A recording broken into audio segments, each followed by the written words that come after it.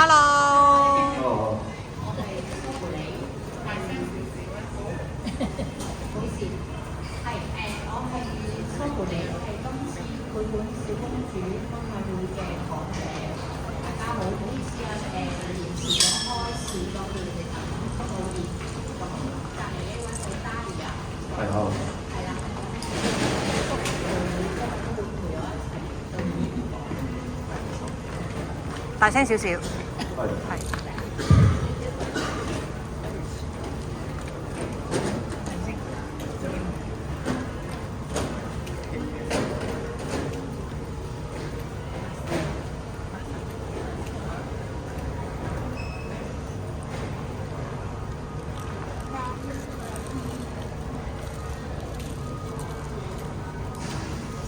歡迎大家嚟到呢個文化商業啦，周全嘅小公主發佈會啦。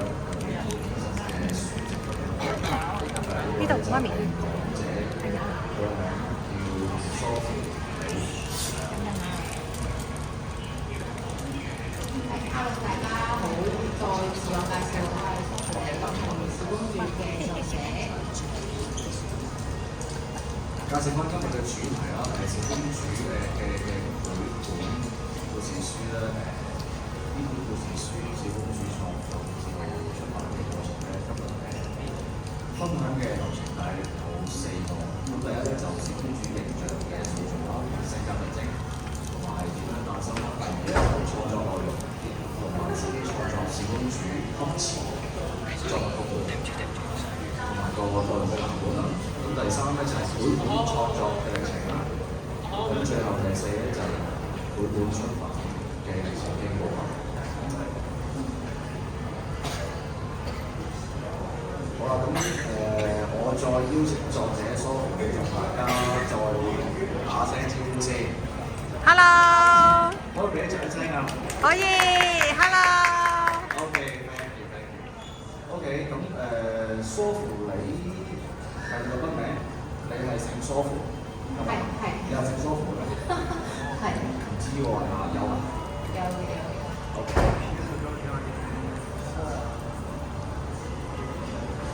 係啦，咁點解叫蘇芙里咧？其實聽過蘇芙里未㗎？聽過。係啦，未聽過都可能食過啦。咁點解咧？其實蘇芙里個成分有雞蛋、有牛奶、有糖，係啦。咁健康好健康，好甜蜜咁樣。咁所以我都希望我嘅作品係俾人覺得有健康、甜蜜、開心嘅感覺嘅。咁另一方面咁係紀念。係，唔好意思。咁亦都係紀念我細個夾 band 嘅時候，曾經想用蘇芙里呢個名做夾 band 個隊名嘅。咁係紀念嗰陣時我年少輕狂嗰個開心日子。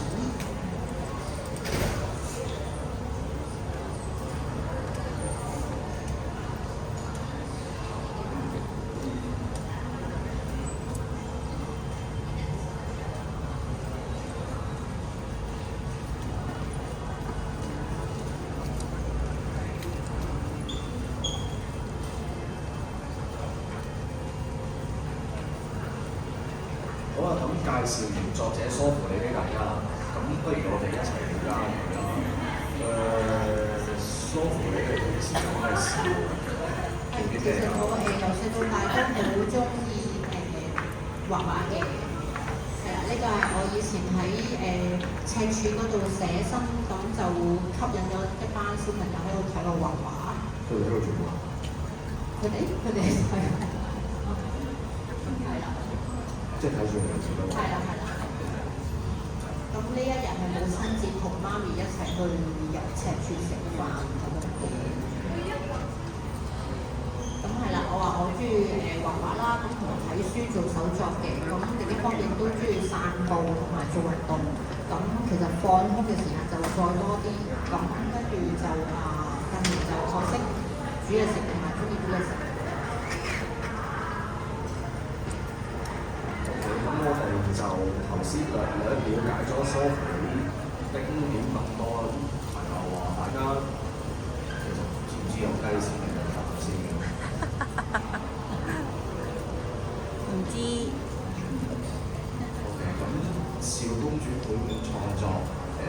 似我係有，即係你話咗投資定係點樣定係寫呢個投資啊？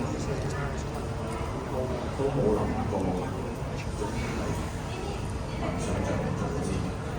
係啦，咁我不如而家開估啦。咁其實係有雞先定有蛋先呢？其實就係想問啊，其實小公主繪本創作係有故事內容先定係啲畫作先嘅？咁咧其實係有小公主呢個雛形先嘅。咁我記得嗰陣時我有轉高班，咁我講過啦，細個好中意畫畫，咁喺嗰陣時高班臨近畢業，就上堂嘅時候就同隔離位嗰個同學一齊畫公仔嘅時候，我就創作咗小公主呢個形象嘅。即係啲大學自己覺得畫公仔上學。細個係啦，咁呢個就係小公主。咁畢業臨尾個台啊嘛。有咗小公主個雛形咧，咁做中意咗之後咧，咁跟住會有啲咩嘅落去，定係畫咗先？咁講下少少背景，即係其實我嗰陣時03年就學吉他啦，斷斷續續咁樣學，咁多年嚟都學下停下，學下停下。咁啱啱近一年都學翻吉他樂理咁樣嘅。咁小公主呢首歌咧就係2005年嗰陣時創作嘅。咁後嚟就係亦都而家呢本小公主成為咗內容嘅畫作本。咁個封面就係咁樣嘅，紫色為主。係啦。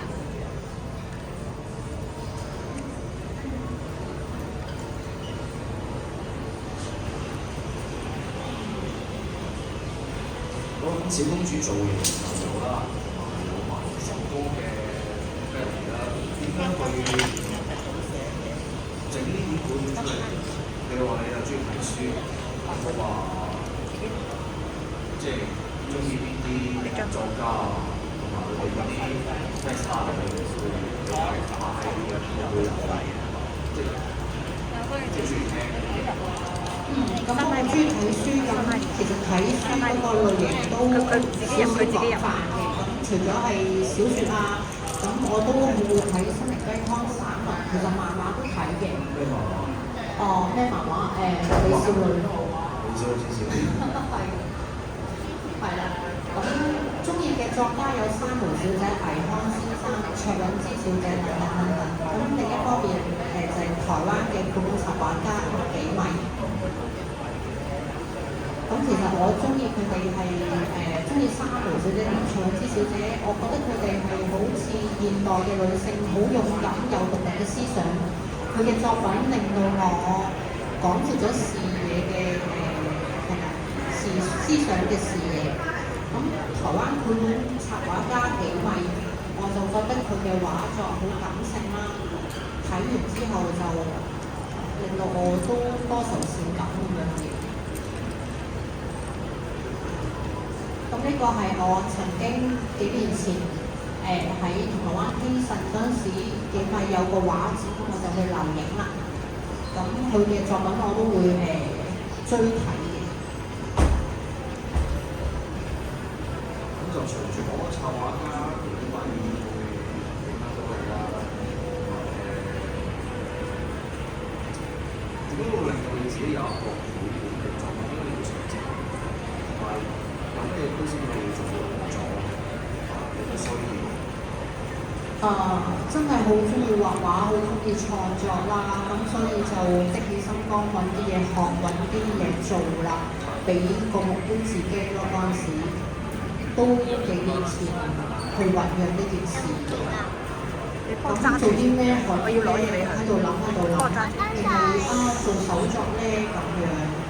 咁的起心肝去揾啲嘢學啦。就喺呢個時候，社交平台就彈出一個關於自製手作繪本嘅證書課程資料。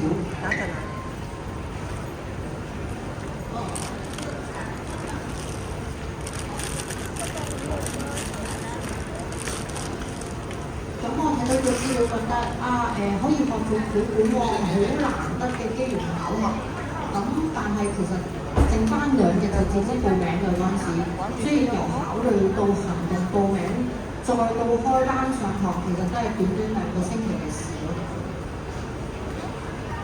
其實呢個之前話過啦，咁我哋仲有機會接得到點樣去製造呢個圖案啦。咁不如講下呢一間機構課程啲內容係啲咩嘅？係，咁其實咧，我就喺香港日本兒童教育專業協會嗰度上一個課程，叫做繪本插畫師證書課程。咁其實呢個課程佢主要有3個要點咁樣去學嘅，分3 part。咁主要係學習嗰個基本嘅彩繪構圖啦，即係教你講到彩點樣去畫一幅畫作啦。跟住亦都教你點樣去按比例去畫嗰個線條啊，同埋顏色運用嘅。咁電腦應用都會學到。咁主要係用 Photoshop 同 AI 軟件去做嗰個電腦嗰個軟件編輯嘅。喺網睇到。嗯？喺網睇到。睇到未？係啊，Facebook。係啦，咁跟住最尾。有晒圖啊，有晒畫作，咁跟住就自己親手用手工釘裝，真係用針線咁去做呢個繪本釘裝嘅。咁呢個就係上堂嘅花絮啦。你見到台我喺最角落嗰度，係啦，都好縮埋一個角落。專心。其實係嘅。咁嗰時好似地爐堂咁樣，每人要排隊去攞杯水咁樣去上堂用嗰顏料去畫畫嘅。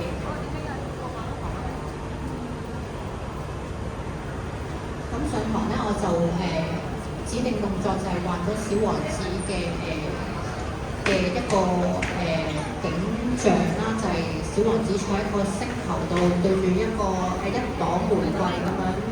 咁飛機嗰度咧，其實老師都教咗好耐嘅比例嗰個按比例，點樣喺個頭頂上面點樣去側地咁樣，點樣去做嗰個角度，咁樣都有好仔細教我哋嘅。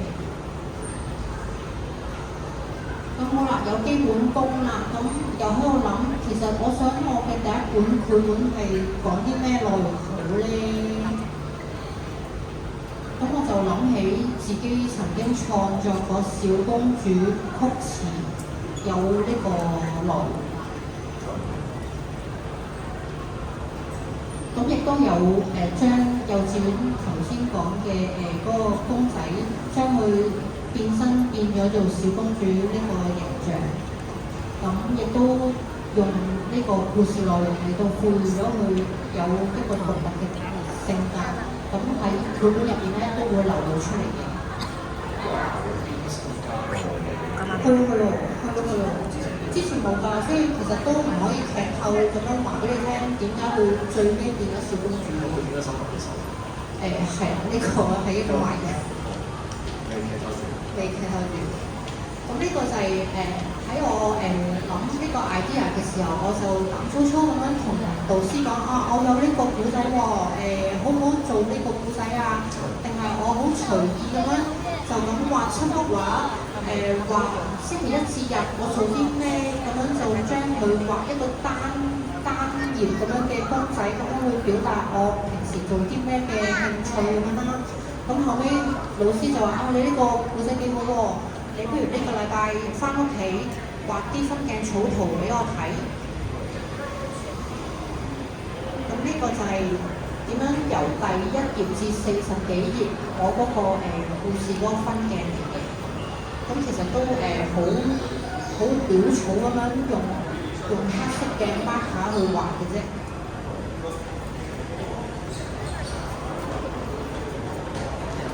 咁除咗上堂之外，喺屋企亦都要交功課咁樣啦，就係喺屋企開壇咁樣去畫畫嘅。咁其實我呢個小公主嘅繪本入邊嘅畫咧，都係用塑膠彩去畫嘅。咁喺我唔專心畫畫嘅時候，我就影低我啲工具啦。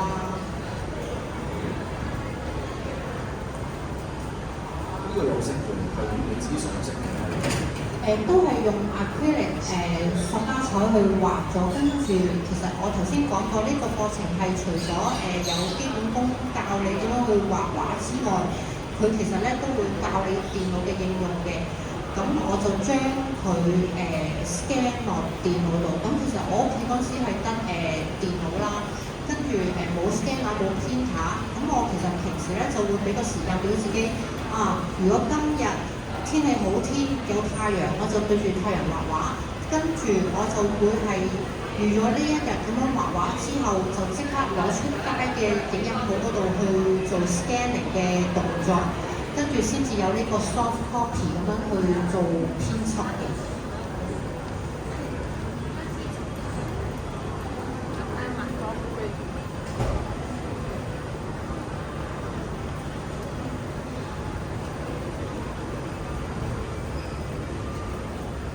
到後期就嚟完個課程嘅時候咧，就落手落腳，真係教你用針線去度啲卡紙咁樣去做嗰、個繪本嘅 sample 出嚟啦。係啊，佢黐㗎，又要膠水又要膠紙咁樣咯。聯嗰個我會影出嚟嘅。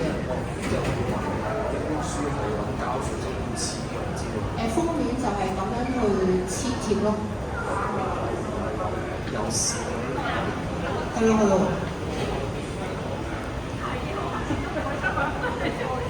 咁呢個就係我喺課堂上做嗰個人手做嘅 sample 嘅小公主嘅樣板啦。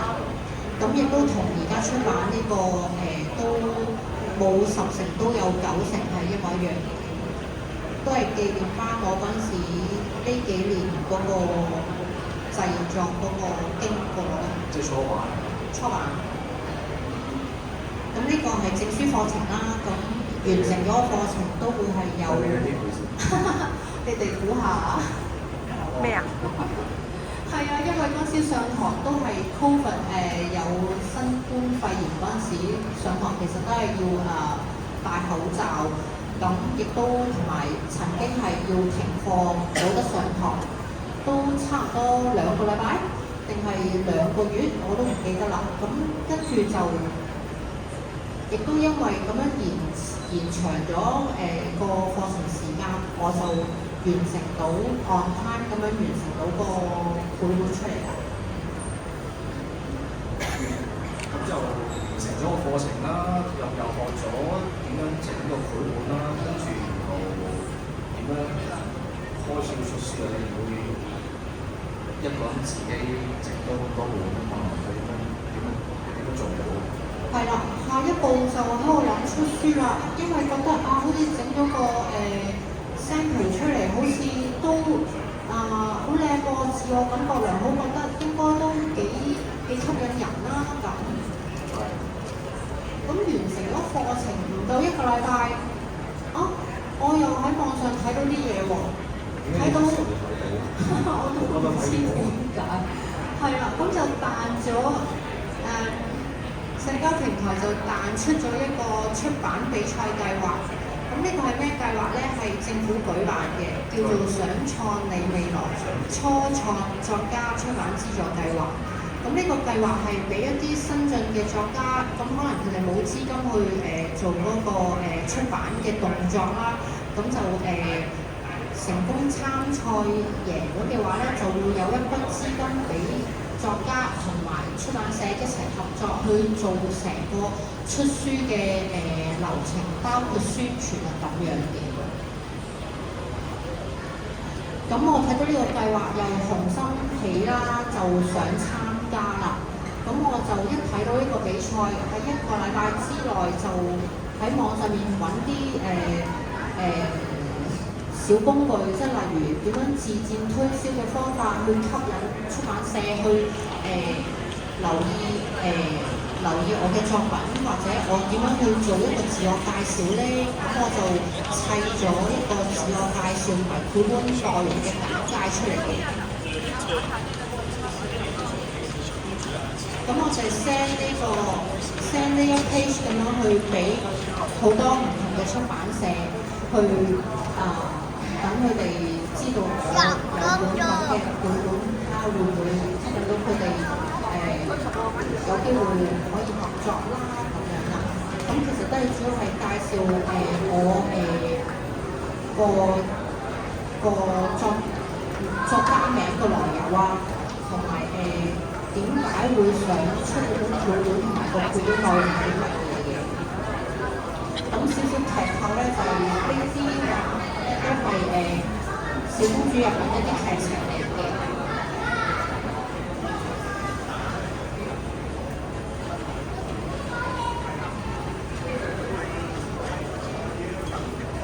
咁呢個課程1個禮拜之內，我就學識咗點，學咗自製嘅推銷方法啦。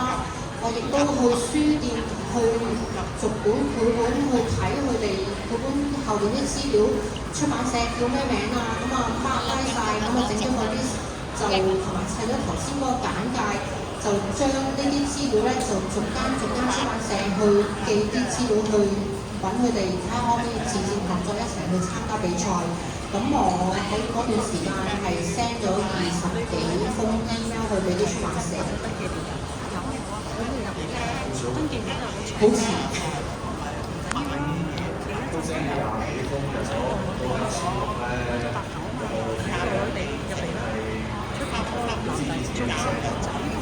係啦，咁20幾封嘅 email， 咁即係其實都有20幾間嘅出版社啦，咁有3間佢哋嘅電子郵箱係輸咗爆，飛都係寄唔到過去嘅。跟住有4間回覆話對個計劃冇興趣，對小公主繪本呢個主題亦都冇興趣。有一間就話時間太倉促，就嚟完咗個計劃嘅比賽時間，所以都唔諗住參加。而其他係冇回音。同學係啊，中學同學，八叔隔離八叔係啊，中學同學。都有㗎，咁其實都可能累積經驗啦。咁因為對呢個初創出版資助嘅計劃係，因為都係新推出啊，自己對出版或者推銷都唔熟悉，所以其實自己都係憑住一股熱血咁樣去扮頭盔咁樣，不如試下啦咁。咁忙咗近1個月都揾唔到出版社去一齊去比賽。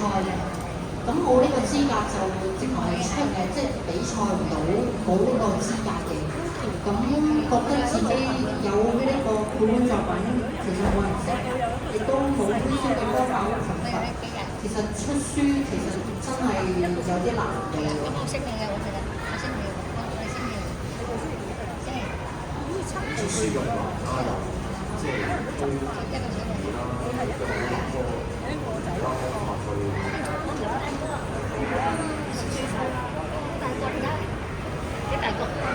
好大個，其實都真係未諗到我哋推銷嘅地人，因為自己有概念，但係唔識得去 sell 啊，咁所以都放低咗出版呢個諗法嘅，咁都灰灰地咁樣啦。跟住1年之後，課程完咗1年之後，收到學校嘅電話。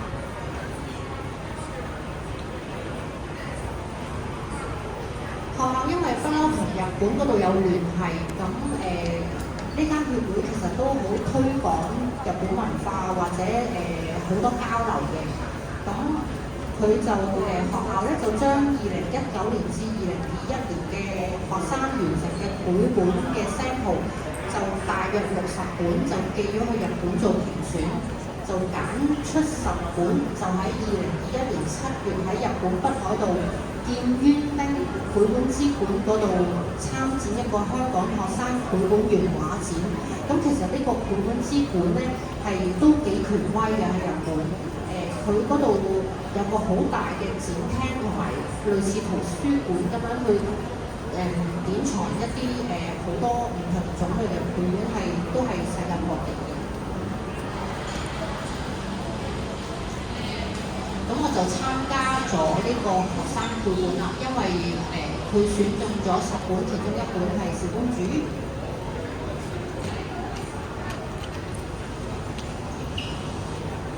咁呢個就係嗰陣時畫展嗰個導師學校嗰度回翻啲相俾我嘅。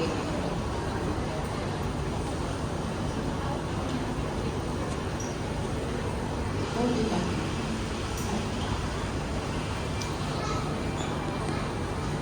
咁牆上面嗰兩幅就係我嘅原畫嘅其中兩幅，咁我就揀咗呢兩幅去俾佢哋參選睇啦。都 OK 喎。咁2021年本嘅原畫咧，有機會喺日本北海道參展啦。咁即係日本延遲奧運嗰幾年咧，其實都有啲值得嘅。係啊係啊，其實係同日本奧運會嗰年一齊係有呢件盛事嘅。咁真係好幸運、好榮幸咁樣有機會選中，有得呢個參展機會啦。咁所以覺得小公主個 portfolio 好似靚咗喎，有啲成績俾人睇喎，咁又對小公主我呢個繪本又增加翻信心啦。咁不如諗，又再接再厲，不如參加多次政府嘅初創嘅計劃啦。不過又諗打鐵趁熱，不如改變策略，行另一條路，試下 send email 去出版社自薦。因為嗰陣時個計劃都未開始第二屆，都仲有一段時間。咁其實自己自信去推銷自己，揾出版社投資出錢幫我出書，其實都係一樣咁難嘅。係啦，因為市道又冇啦，咁其實可能紙媒都少少式微啦，嗰陣時嘅因為疫情嘅關係。咁但係我都係開始 send email 去俾啲出版社聯絡佢哋嘅。咁今次自薦咧就加咗有得參展原畫展呢個賣點，諗住出版社吸引佢哋嘅機會會可能大啲喎。咁又開始 send email 啦。咁今次嘅內容就好似 update CV 咁樣，將曾經被甄選參加日本原畫展呢個成績就加喺個 portfolio 嗰個record 度啦。咁但係 send 呢個投資出書自薦嘅 email，諗下 send 咗唔夠一小段時間就又改變策略，要人投資，不如試下自資啦，咁會唔會易啲咧？咁亦都喺呢個同出版社溝通嗰個階段嘅時候，就試下從中了解一下市場嘅行情，同埋都問下報價嘅問題嘅。咁持續間斷咁樣去 email 嘅來往等回覆，都差唔多持續咗半年，都係未有定案嘅。跟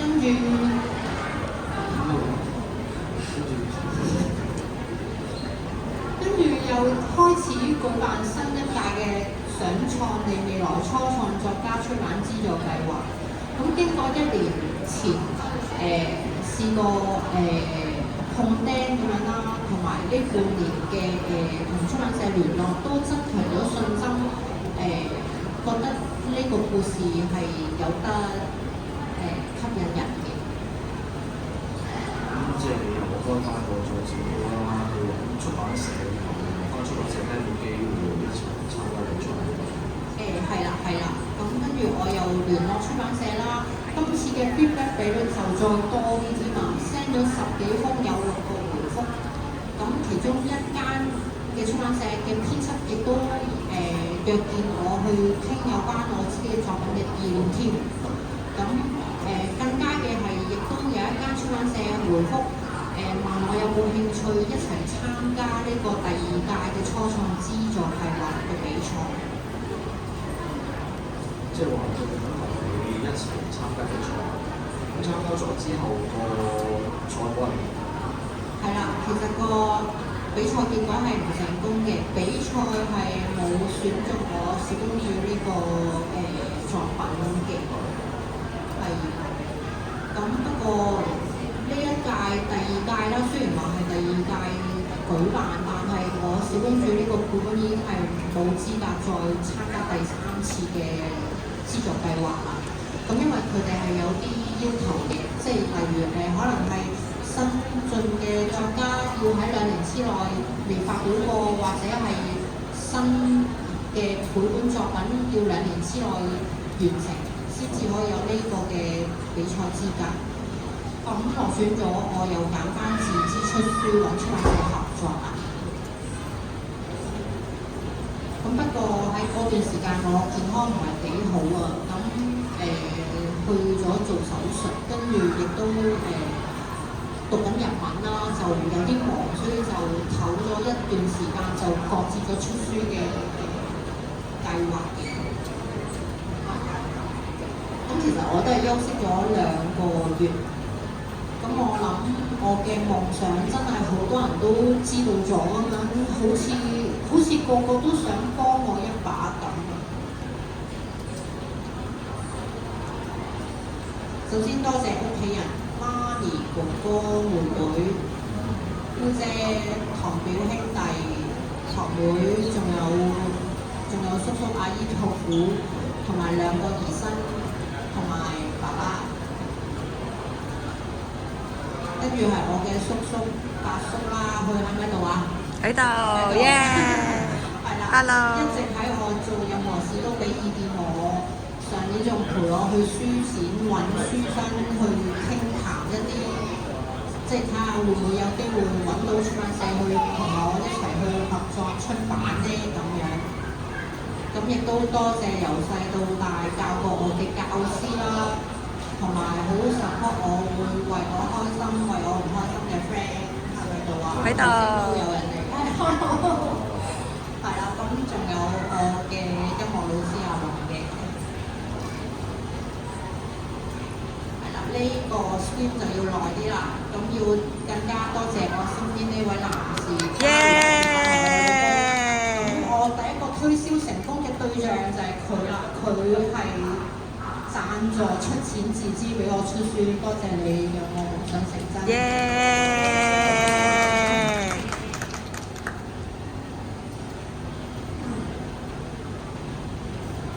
係啦，多謝你讓我夢想成真。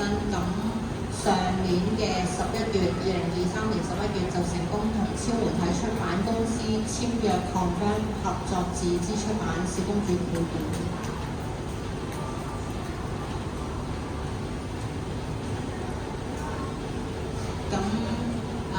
都confirm 咗出書到成功出書，喺呢段期間啦，多謝超媒體嘅同事阿 Jack 同埋 Daisy， 係啦，好有耐性咁樣解答有關小公主入邊嘅我一啲設計嘅概念同埋點樣去實現入邊繪本一啲裝置，因為小公主嘅繪本入邊係有個機關嘅，咁喺出版到跟進都好多繁複嘢，要你哋幫忙，多謝你哋。好啦，咁唔怪啦，作者蘇福你分享完呢個小公主出書嘅經歷之後咧，咁有冇啲小朋友喺現場？喺度。都有啊。嚟，揮手，揮手，揮手，揮手，hello。係啦，其實大朋友都可以有呢個機會一齊嚟參與呢個互動嘅項目嘅。